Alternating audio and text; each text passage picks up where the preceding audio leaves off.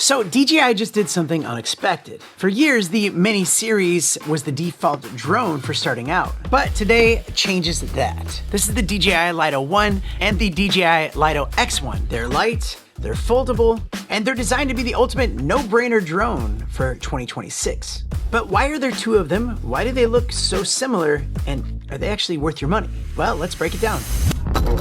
MrBlack. And if you're new here, welcome to the channel where I love to share with you cool gadgets, gear, and accessories and futuristic tech that comes my way. And hit that subscribe button if you want to see more of that, or hit that like button, and I'll put links to everything down in the description. Now, DJI did send both of these drones to me. They've actually been very kind to this channel. They've been sending drones and cameras and stuff like that for a while so that I could take my time, go out and get the shots, test out all the features that they claim, make sure that they work, and then share my thoughts and experiences with you guys. But first things first, let's talk about the build. Both of these come in under 249 grams. That is the magic number for flying in most places without needing a drone license. They use the classic folding design that we've seen in the Mini series. The Lito series does feel more refined. The Lito X1 has a slightly more premium finish, and here's a big win.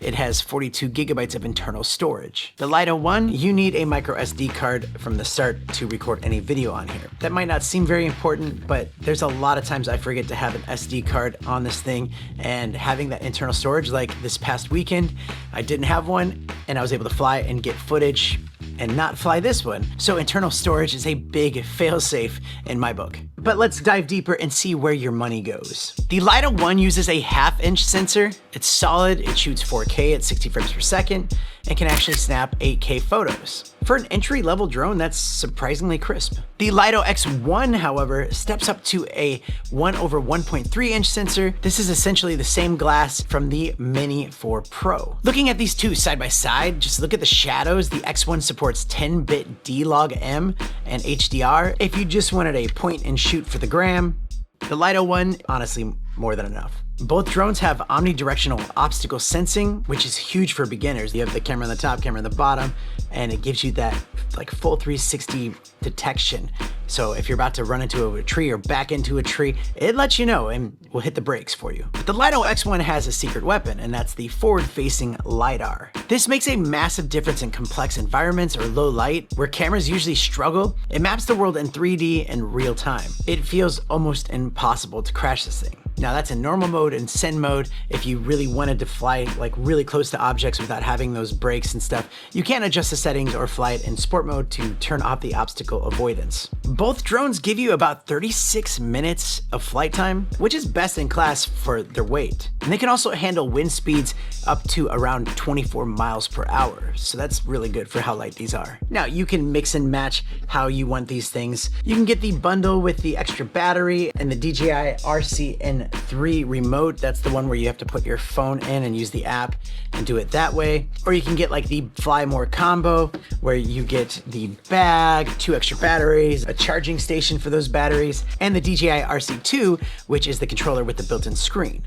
Now, to me, this is the winner every time. I love having this controller right here. It just makes it so easy to turn both things on and get them up and fly versus having to fiddle with this and your phone and maybe your case and getting the app open and all of that stuff. This is a touch screen so you can track. It's just so easy, vibrant, easy to see. No calls in the middle of it, screwing everything up. It's definitely the great option to go with. And then there's also some software built into that app that's really impressive. They have Active Track 6.0. You can lock onto a bike or a runner, and the drone handles the rest. Both models also feature Wi-Fi 6 quick transfers, so you can beam your 4K clips to your phone at 50 megabytes per second. That way you just go to the app, add your filters, edit it down, turn it into a video, and upload it to your social media. A lot of their drones, you know, we've looked at their tracking features, and this is no different than those, but there's some on here that are so good.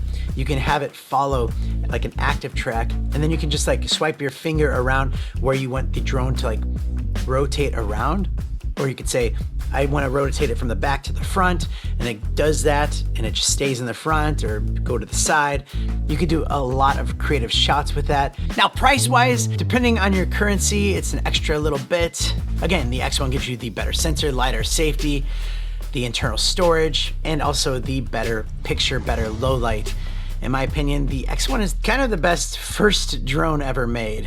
But if you have a strict budget, that's why they give you the option for the Lito 1. It's still a massive upgrade over the old Mini 4K. So if you're looking for your first new drone, definitely check out the Lito X1, the bundle.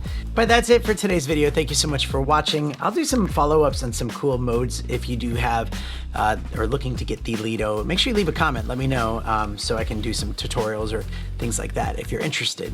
If you want to see some other DJI drones, if you're interested in that as well, we have some up here like the Avata 360, which is awesome. The Flip is awesome. We have the Neo 2, which is awesome, and we have whichever one is down there. Actually, I'm just gonna let YouTube pick that one for you. So whatever it says, that's what YouTube thinks you're gonna like. But yeah, click one of those. Thanks so much for watching, and I'll see you next time.